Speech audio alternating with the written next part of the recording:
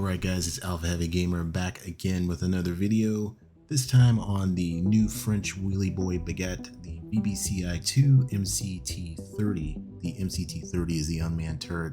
I've been having a blast with this vehicle. I think France really needed it, especially at this BR. It is a 8x8 wheeled infantry fighting vehicle with high survivability according to Nexter, which is the manufacturer.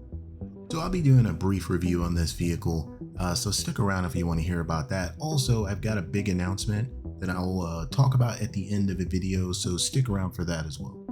Okay, so we'll go over the pros first. I know it's a War Thunder thing by now where they say no armor is best armor, but the aluminum armor on the VBCI-2 is, it's not bad. Either by luck or by design, I've been getting away with a lot. Nexter did say the vehicle had high survivability.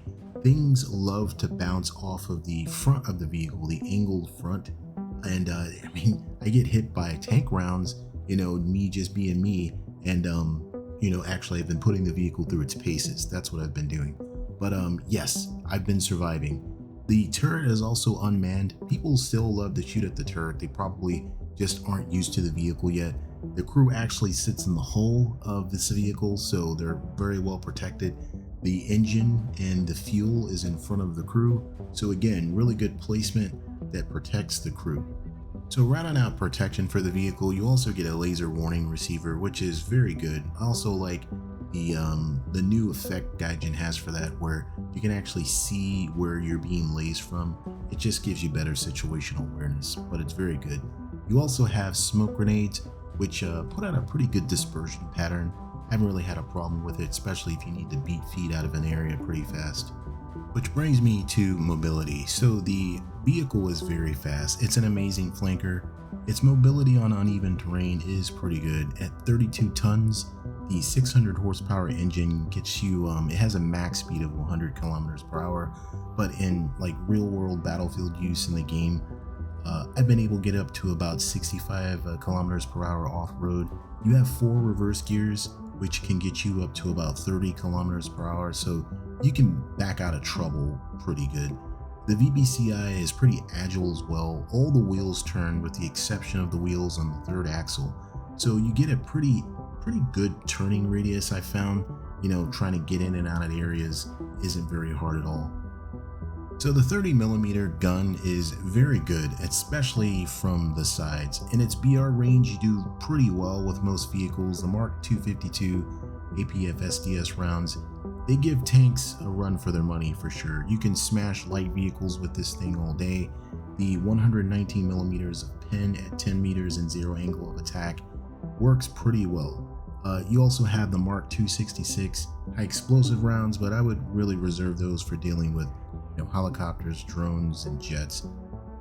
You also have some default rounds for the vehicle, which you may consider using. Overall though, the ammunition choices are, I find, pretty good for what you have to deal with. Ammo wise, you have a 75 round clip, which is really good. If you're a trigger happy person, kind of like me, it's really nice because you can keep going and going all day. So very nice with the clip. When you switch ammunition, you'll fire like 1 round from like the previous clip before it switches over to the next type of ammunition though. So with this vehicle, you also have the ability to transform into a poor man's SPAA, really more for self-defense than anything else. But the passive acquisition system that you do get gives you a lead indicator. You can lock on aircraft, helicopters, and drones, switch over to the high explosive incendiary rounds and try to take them out. So switching over to optics here, the optics on this vehicle are top notch. You get excellent crisp thermal sights. You get great zoom up to 8 times. The sight field of vision is also very good. You don't have this soda straw effect. The commander also gets a thermal sight, which is very useful because the vehicle is kind of tall, and that's a double-edged sword. I'll talk about that in a minute.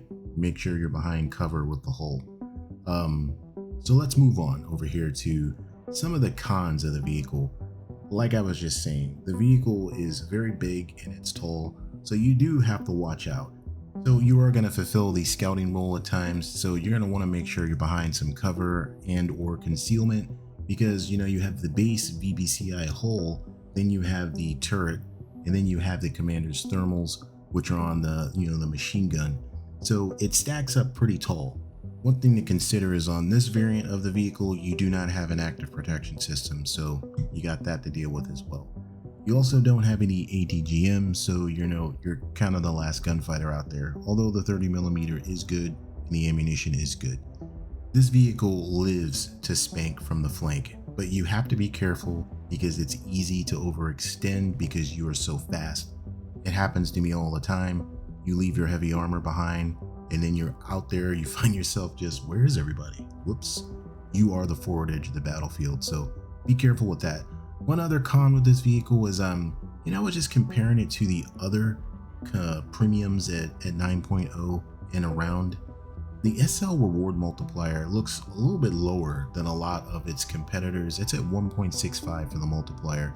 So I don't know, maybe it's a mistake or maybe that's just the way it's supposed to be, but it does seem to be one of the lowest ones for premium vehicles around this same BR. Alright, so overall, this vehicle is very fun to play. The 30mm gun is awesome. Even though the hull is basic aluminum alloy, you can tank some serious rounds in this thing. It's just hilarious. At 9.0 for France, this is a very good addition. You can start building some lineups with more depth and breadth, so that's a pretty good thing. I think this vehicle should have been in the tech tree though, but that's just me. But there are other opportunities to add these vehicles in the regular tech tree instead of having them be premiums. There's a 25mm version, 40mm version, 40mm gun version, 105mm gun version. There's some versions that equip ATGMs, so pretty nice. This is a GE vehicle, and so at around 8,000 something gold, I think it's pretty good value, especially if you're a French main, and even if you're not. Alright, so that's it for the VBCI-2 MCT30. Alright, and now for the big announcement for the channel. I've been accepted into the War Thunder Partner Program, so I really couldn't have done this without the support of all of my viewers, all of my subscribers. Thank you everybody for watching my videos. Thank you for the guys and gals that have been there from the beginning, way back when, almost 2 years ago now, when I first started this thing. So it's going to be an exciting 2023. This partnership program allowed me to bring you guys better content. So thank you again. I look forward to the future of this channel, and I'll see you guys in the next video.